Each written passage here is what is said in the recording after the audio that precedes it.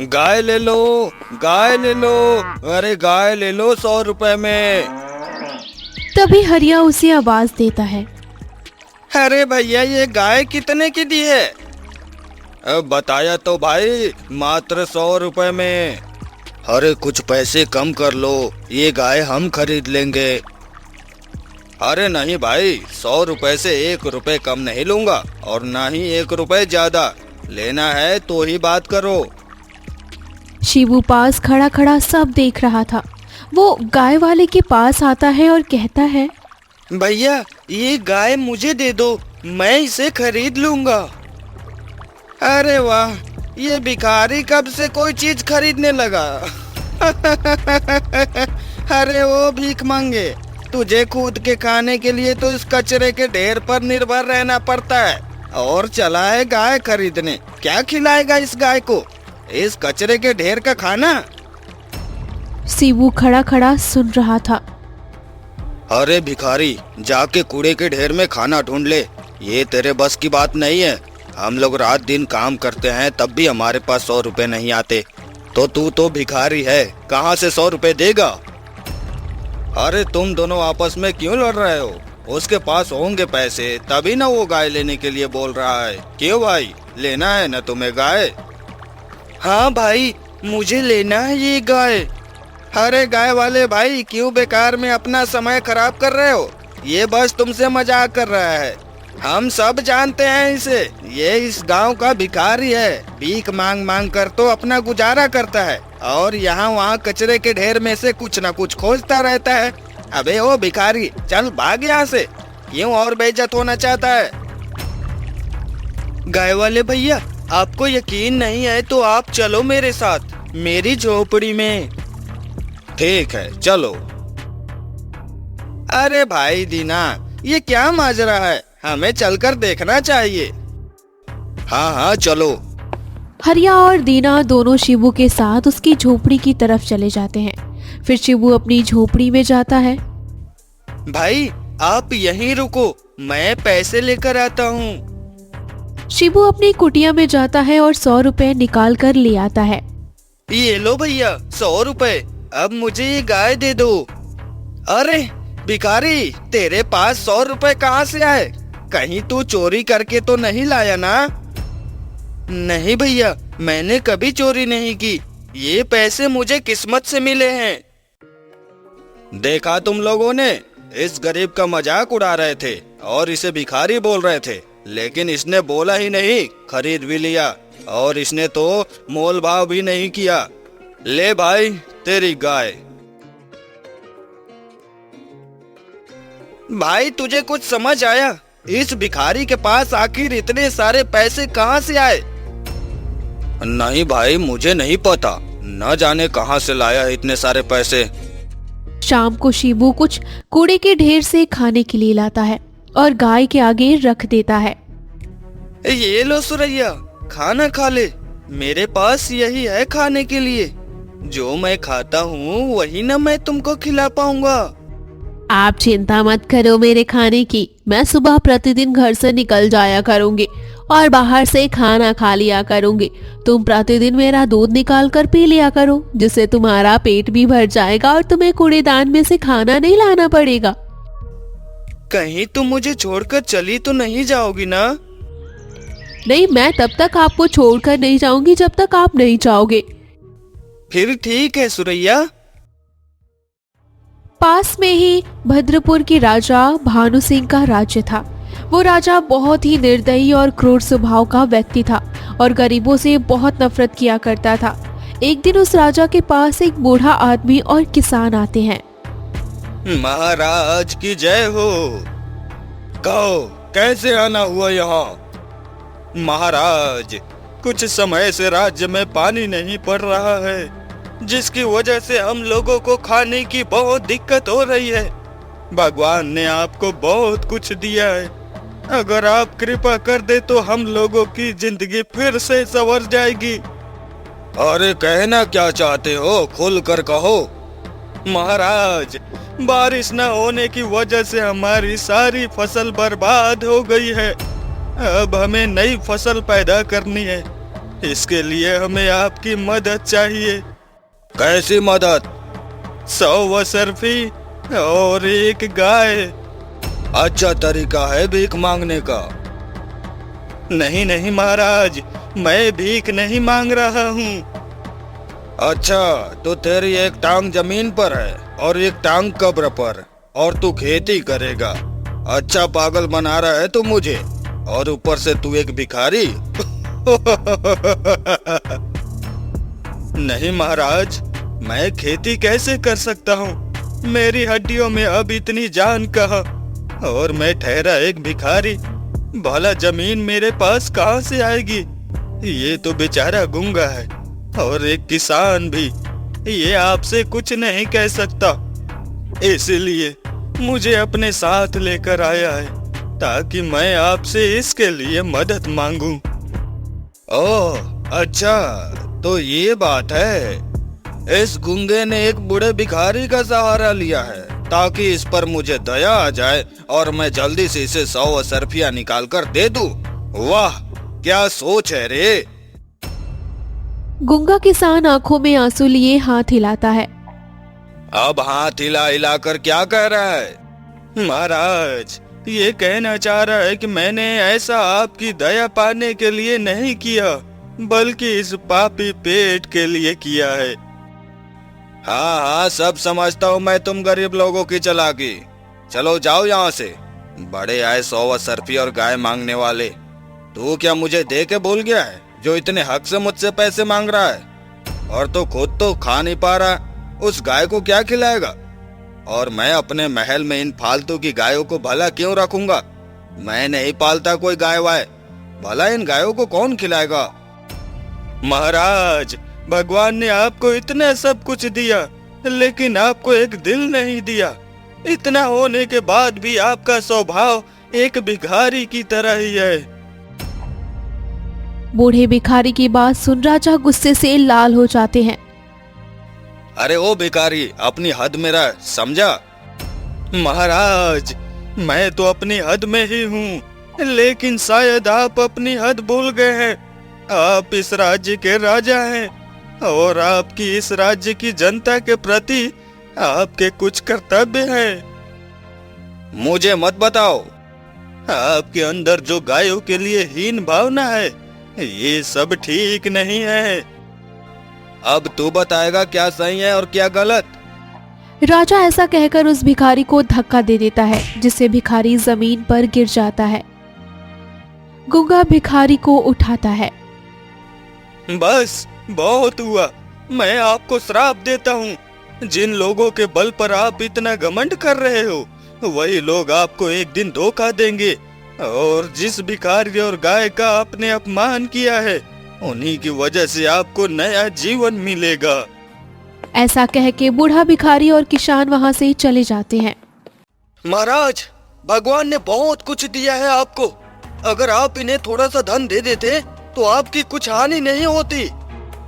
सेनापति, तुम अपनी औकात में रहो, हमें ज्ञान देने की कोई जरूरत नहीं है। हम अपना अच्छा बुरा सब जानते हैं। अगर तुमने हमें दोबारा ऐसा ज्ञान दिया तो तुम यहाँ से जा सकते हो। हमारे पास काम करने वालों की कोई कमी नहीं है। सेनापति वहाँ से चला जाता है। बड़ा आया। उसने क्या सोचा, उसके जाने से मैं अकेला हो जाऊंगा। और फिर राजा अपने भाई मान सिंह को अपना सेनापति बना देता है। मान सिंह बहुत चालाक और शांत इंसान था। भले ही वो राजा का सगा भाई था, लेकिन उसकी नीयत बहुत बुरी थी। वो हमेशा से ही अपने भाई का राज्य हड़पना चाहता था। एक दिन की बात है, मान सिंह अपने बेटे से बोलता है, बेटा विक्रम, अब लगता है हमारे अच्छे दिन आने वाले हैं। वो कैसे पिताजी? अरे भैया ने मुझे इस राज्य का सेनापति बनाकर अच्छा नहीं किया खुद के साथ। अब सारी सोना का नियंत्रण मेरे हाथों में है, पर उसके बाद इस राज्य का भी नियंत्रण मेरे हाथों में ही होगा। उससे क्या होता है पिताजी, राजा तो महाराज ही रहेंगे ना, और उसके बाद वो अपनी बेटी को अपना उत्तराधिकारी बना देगा। हमारी जिंदगी तो इन बाप बेटी की गुलामी में ही गुजर जाएगी। अरे मैंने पड़ोस के राजा और वीर प्रताप से बात कर ली है, वह अपने बेटे की शादी राजा जी की बेटी से करने के लिए तैयार है और फिर उसके बाद हम राजा को जेल में डाल देंगे और चैन से जिंदगी गुजारेंगे। अरे पिताजी, अगर महाराज ने रिश्ते के लिए मना कर दिया तब हम क्या करेंगे? अरे तू भी ना मूर्ख के मूर्ख ही रहेगा। जब ऐसा कुछ होगा हमारे पास एक ही काम बचेगा।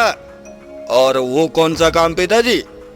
मैं बाप बेटी दोनों को मार दूंगा और इस राज्य का राजा बन जाऊंगा। ओह अच्छा, तो कैसा लगा मेरा उपाय? बहुत बढ़िया पिताजी। ऐसा बोलकर मानसिंह और विक्रम हंसने लगते हैं। ये सब बातें वहाँ से गुजर रही श्यामा दाई सुन लेती है। ये क्या, ये दोनों मिलकर राजा और राजकुमारी को मारने की सोच रहे? मुझे जल्दी जाकर महाराज और राजकुमारी को सब बताना होगा। राजकुमारी जी, राजकुमारी जी। बोलिए श्यामा दाई, कैसे आना हुआ और आप इतना परेशान क्यों लग रही हैं? क्या हुआ? कुछ विशेष बात है क्या? विशेष बात ही है और बहुत खतरनाक भी। मैं कुछ समझी नहीं, आप कहना क्या चाहती हैं? मैं अभी मानसिंह के कक्ष के पास से गुजर रही थी, तभी मैंने उन दोनों की बातें सुनी जिसे सुनकर आपके भी होश उड़ जाएंगे। ऐसा क्या सुन लिया दाई आपने और आप इतनी घबराई हुई क्यों हैं? पहले आप आराम से बैठिए, पानी पीजिए तो। नहीं राजकुमारी, आराम से बैठने का या पानी पीने का समय अब नहीं है। आप और महाराज जल्दी से यहाँ से दूर भाग जाइए। ये आप क्या कह रही है श्यामा दाई? मैं और पिताजी यहाँ से भाग जाएं? पर क्यों? मानसिंह और उसका बेटा मिलकर आपको और महाराज को मारना चाहते हैं। ये आप क्या कह रही है दाई माँ? भला वो हमें क्यों मारेंगे? वो तो मेरे पिता के सगे भाई है ना। राजकुमारी, मैं बिल्कुल सच कह रही हूँ। क्या आपको मुझ पर यकीन नहीं है? वे लोग इस राज्य को हथियाना चाहते हैं और इस राज्य का राजा बनना चाहते हैं। राजा बनने के लिए वो आपको और महाराज दोनों को भी मार सकते हैं। मैंने खुद अपने कानों से सुना है। लगता है आपने कुछ गलत सुन लिया है श्यामा दाई। भला वो वैसे क्यों करेंगे? ये बात आपने पिताजी को बताई? श्यामा दाई, अगर ये बात सच है तो पिताजी इसके लिए उन दोनों को इससे बहुत कड़ी सजा देंगे। महाराज कुछ नहीं कर सकते क्योंकि सारी सेना उन्होंने अपने कब्जे में कर रखी है और ये बात महाराज को भी नहीं पता। मानसिंह पड़ोस के राजा के लड़के के साथ तुम्हारी शादी करवाना चाहता है। क्या? मेरी शादी मुझसे बिना पूछे? ये होते कौन है ऐसा करने वाले? मैं इन दोनों को छोड़ूंगी नहीं। राजकुमारी जी, अब समय और हालात दोनों बदल चुके हैं। अगर आपने शादी के लिए मना किया तो मानसिंह और उनका बेटा दोनों मिलकर आप दोनों को मारकर इस राज्य को हथिया लेंगे। तो अब हमें क्या करना चाहिए श्यामा दाई? क्या हम शादी करने के लिए मान जाएं? हम उस दुष्ट मानसिंह के बेटे से शादी नहीं करेंगे, चाहे वो दोनों हमें मार ही क्यों ना दे। हमें तो बस अपने पिताजी की चिंता है। आप इस बात की चिंता मत कीजिए। मैंने गुप्तचर के हाथों महाराज के पास संदेश भिजवा दिया है। महाराज के कमरे में एक गुप्त द्वार है, वो उस गुप्त द्वार से निकलकर अपनी जान बचा लेंगे। आप भी अपनी जान बचाइए, मैंने सारा प्रबंध कर दिया है। लेकिन श्यामा दाई, हम बाहर की दुनिया के बारे में कुछ भी नहीं जानते। हम बाहर कैसे दिन गुजारेंगे? राजकुमारी, उन लोगों से बचने का अब बस एक ही तरीका है। अगर आपको उन लोगों से बचना है तो यहाँ से जाना ही होगा। पर आप एक बात यहाँ से जाने से पहले याद रखना। वो क्या श्यामा दाई? आप किसी से अपने बारे में कुछ भी नहीं बताएंगी कि आप एक राजकुमारी हैं। पर मैं कैसे अपनी पहचान छुपा पाऊंगी श्यामा दाई? उसकी फिक्र आप मत करिए, मैं हूं ना। श्यामा दाई राजकुमारी को फटे पुराने कपड़े पहना देती हैं और राज्य से बाहर निकलने में भी उसकी मदद करती हैं। राजकुमारी जी, अपना ख्याल रखना, मैं हमेशा आपके साथ हूँ। वहीं दूसरी ओर गुप्तचर महाराज के पास आते हैं और उन्हें सारी बात बता देते हैं। क्या कहा? हमारा भाई ही हमारी और हमारी बेटी की हत्या करवाना चाहता है। मैं उसे छोड़ूंगा नहीं। मैं अभी जाकर उसे कारागृह में कैद करवा दूंगा। लेकिन महाराज, आपके भाई मानसिंह ने पूरी सेना पर कब्जा कर लिया है। अब आप चाहकर भी कुछ नहीं कर सकते हैं। अगर हमने उनके विरुद्ध कुछ भी किया तो वो आपको जान से मार देंगे। लगता है उस बूढ़े बाबा की बात सच हो गई है। अपने भाई के हाथों से मरने से अच्छा हम स्वयं ही खुद को खत्म कर ले।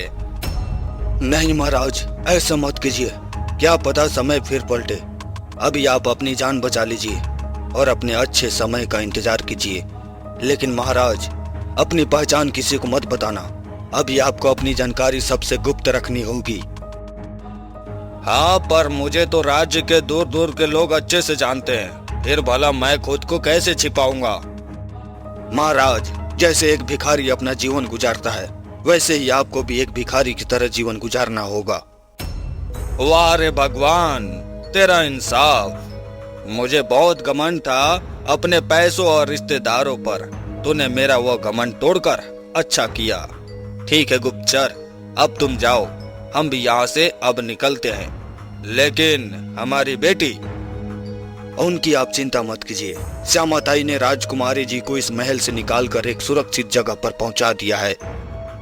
तुम्हारा बहुत बहुत धन्यवाद गुप्तचर, तुमने हमारी और हमारी बेटी की जान बचाकर हम पर बहुत उपकार किया है। फिर राजा जी गुप्त द्वार से महल से बाहर निकल जाते हैं। उधर राजकुमारी पागल की तरह फटे हुए कपड़े पहनकर भटक रही होती है। भूखी प्यासी राजकुमारी कई दिनों तक यहाँ से वहाँ भटकती रहती है। माई, कुछ खाने को मिलेगा? कई दिन हो गए खाना नहीं खाया। ना जाने सुबह सुबह कौन भीख मांगी मेरे दरवाजे पर आ गई। बूढ़ी महिला अपने कमरे के बाहर आकर देखती है। अरे कौन है तू? सुबह सुबह भीख मांगने चली आई, भाग यहाँ से। ऐसा मत कहो माँ, बड़ी जोरों की भूख लगी है, रूखा सूखा जो भी हो खिला दो। बोला ना कुछ नहीं है, भाग यहाँ से। राजकुमारी रोते रोते एक पेड़ के पास जाकर बैठ जाती है और रोने लगती है। हे भगवान, कैसे दिन दिखा रहा है तू? मुझे कई दिनों से कुछ खाना भी नहीं मिला, मुझे बहुत जोरों की भूख लग रही है। ऐसा कहकर राजकुमारी जोर जोर से रोने लगती है। तभी वहाँ से शिबू गुजर रहा होता है। अरे, ये लड़की कौन है? मैंने तो इसे इस गांव में पहले कभी नहीं देखा। लगता है बेचारी बहुत परेशान है, मुझे इसके पास जाकर पूछना चाहिए। शिबू राजकुमारी के पास जाता है। कौन हो तुम और क्यों रो रही हो? क्या तुम्हें कोई परेशानी है? कृपया मेरी मदद कर दो, मुझे बड़ी जोरों की भूख लगी है। कई दिनों से मैंने अन्न का एक निवाला भी नहीं खाया है। ओहो, पर मैं तुम्हारी क्या मदद करूं? मेरे पास भी खाने के लिए कुछ भी नहीं है। मैं तो एक भिखारी हूँ, लेकिन तुम फिक्र मत करो, मेरे पास कुछ है जिससे तुम्हारी भूख शांत हो जाएगी। चलो मेरे साथ। शिबू राजकुमारी को अपने साथ अपने घर लेकर आता है। मेरा नाम शिबू है, तुम मुझे मेरे नाम से बुला सकते हो।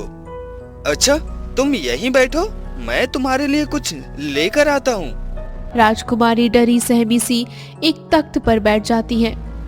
सुरैया, मुझे आज बहुत सारा दूध दे दे, बहुत जरूरत है। शिबू सुरैया का दूध निकालता है और राजकुमारी के पास ले जाता है। ये लो इसे। मेरे पास खाने पीने का तो कुछ है नहीं, लेकिन मेरी एक गाय है, मैं भी उसी का दूध पीकर अपना पेट भर लेता हूँ। तुम भी इसे पी लो और अपनी भूख शांत कर लो, तुम्हें अच्छा लगेगा। बहुत बहुत शुक्रिया। राजकुमारी बहुत भूखी थी, इसलिए वो उस दूध को एक ही झटके में सारा का सारा पी जाती है। बहुत अच्छा था। तुमने अपना नाम नहीं बताया, कौन हो तुम? मैंने तो तुम्हें इस गांव में पहले कभी नहीं देखा। मैं एक भिखारन हूँ और मेरा नाम सुधा है, दूसरे गांव से आई हूँ। बड़े दिनों से यहाँ वहाँ से भीख मांगकर अपना गुजारा कर रही थी, लेकिन मुझे कहीं ठीक से भरपेट खाना नहीं मिला। कोई बात नहीं, अगर तुम्हें कोई परेशानी न हो तो तुम मेरी इस कुटिया में रह सकती हो। क्या सच में? हाँ हाँ बिल्कुल, पर मैं तुम्हें सिर्फ आसरा ही दे सकता हूँ। यहाँ खाने पीने के लिए मेरी इस कुटिया में कुछ भी नहीं है। मैं तो कभी कभी भीख मांगकर अपना गुजारा कर लेता हूँ और कभी कभी अपनी सुरैया का दूध पीकर। कोई बात नहीं, मैं भी भीख मांग लूंगी, बस मुझे रहने की जगह दे दो। शिबू राजकुमारी को अपनी कुटिया में रहने की इजाजत दे देता है और वहीं दूसरी तरफ महाराज भिखारी के वेश में यहाँ से वहाँ घूमते हैं कि तभी रास्ते में वो बूढ़ा भिखारी और वो किसान मिल जाता है जो राजा जी से मदद मांगने आए थे। भैया, मैं बहुत परेशान हूँ, कई दिन से खाना नहीं खाया है।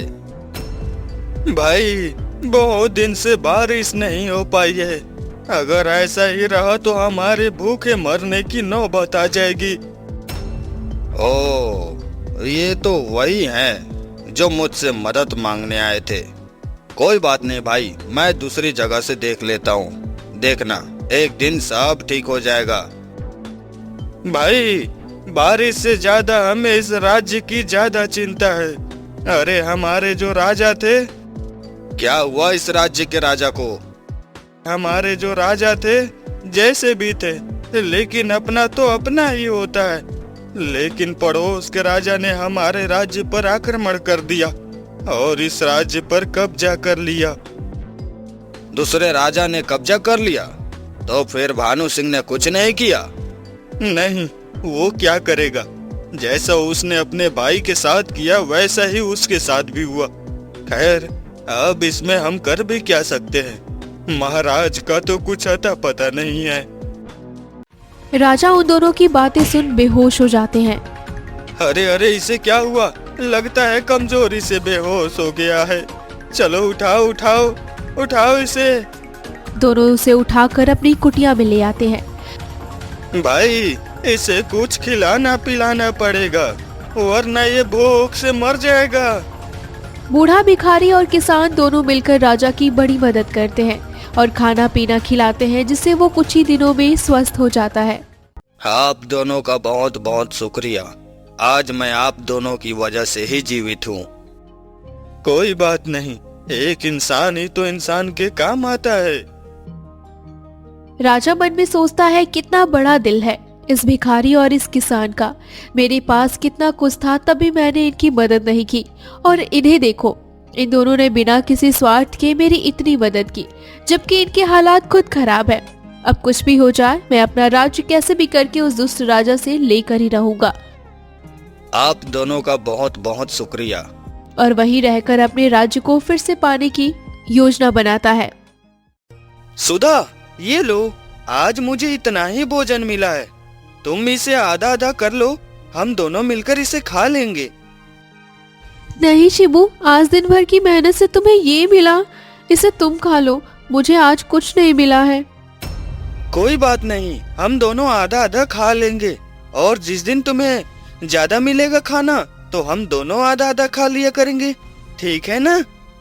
हाँ ठीक है, तुम बहुत अच्छे हो शिबू।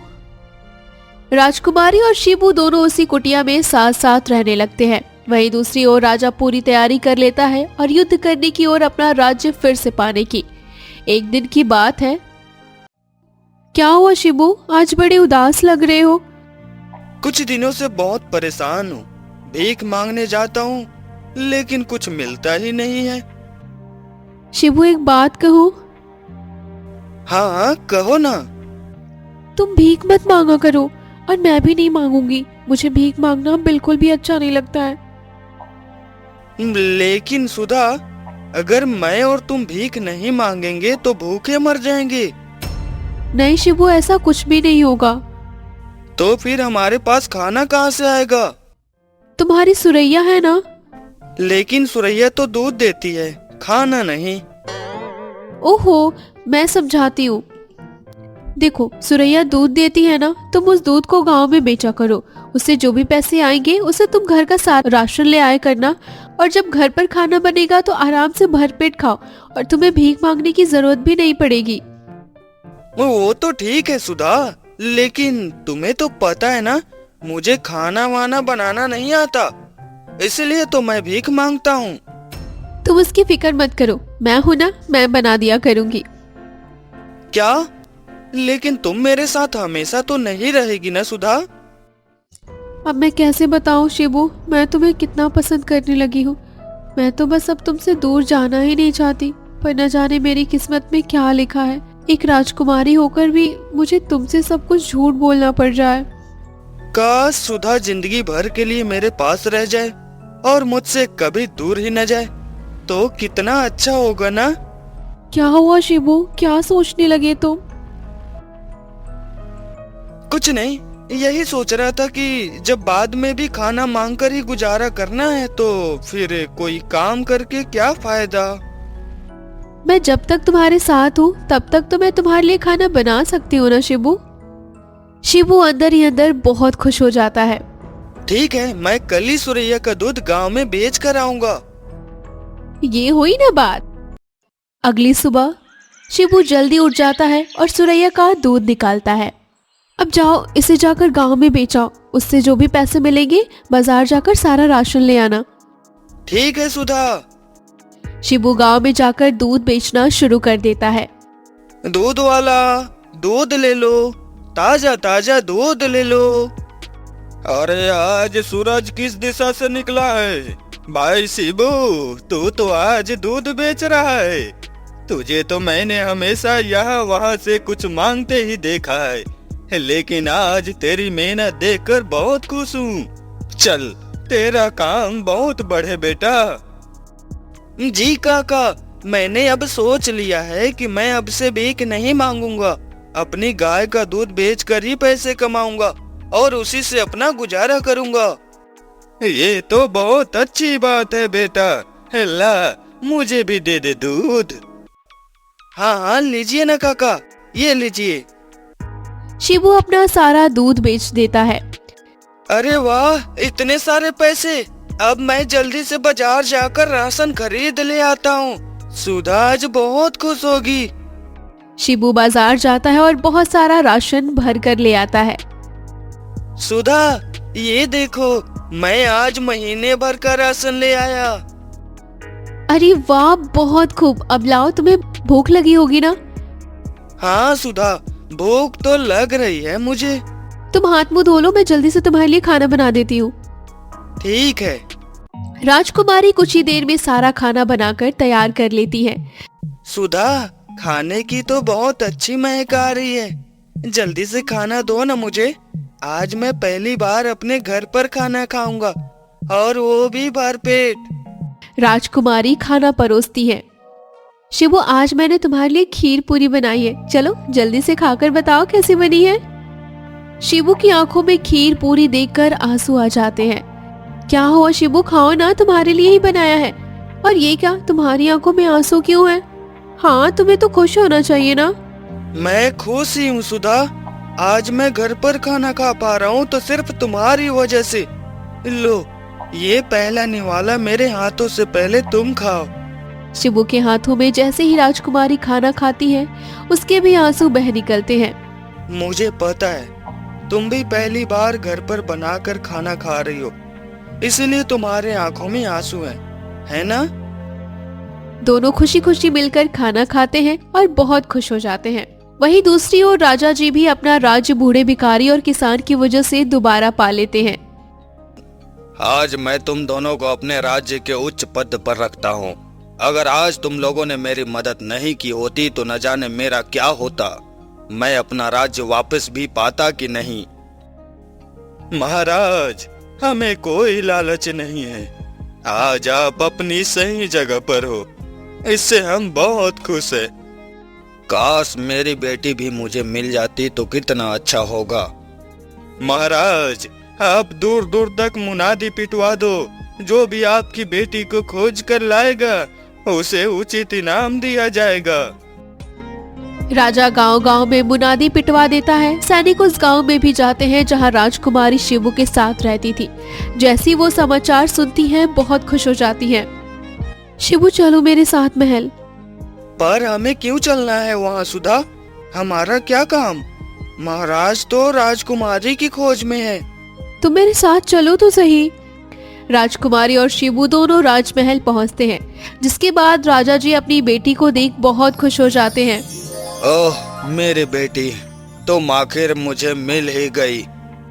और दोनों गले मिलकर रोने लगते हैं। लेकिन ये सब देख शिबू बहुत दुखी होता है। वो सारा माजरा समझ चुका था कि सुधा कोई भिखारी नहीं बल्कि एक राजकुमारी है।